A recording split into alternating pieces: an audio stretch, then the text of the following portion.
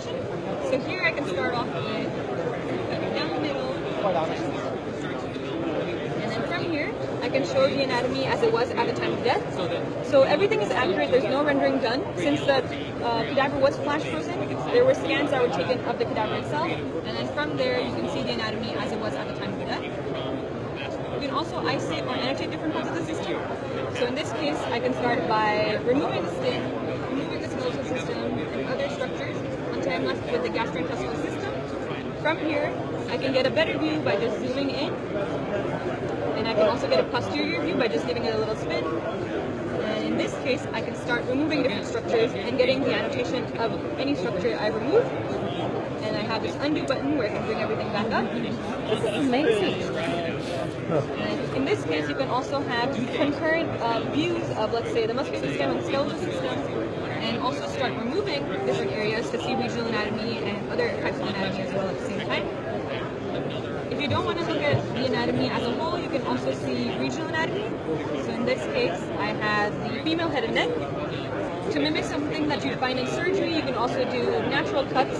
So in this case, I have an incision made, and you can also see the relationship between the skin, the fat, and other structures. And as I showed earlier, you can go ahead and also remove structures here and press this undo button. And what's interesting is these are actually the scans that were done from the cadaver. So everything you see here is what we saw at 0.6 to 0.8 millimeter thickness. And so each time I turn around, slide through these sections, I can see where you guys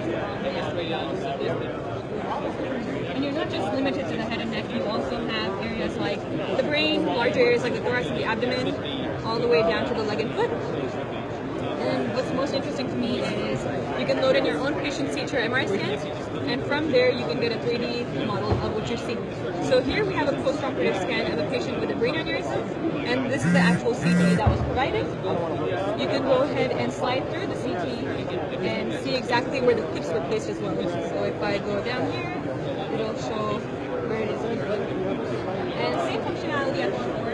You can go ahead and make a quick cut into the 3D model and see where the clips were placed as well. So it's kind of more intuitive when you see something in 3D, where the clips were placed rather than just focusing on a CT. And you can also add in some vasculature if needed. And you can also bring it back down. There's other ways where you can utilize this where I bring in transparent soft and hard tissue. And so in this case, you still see where the clips were placed.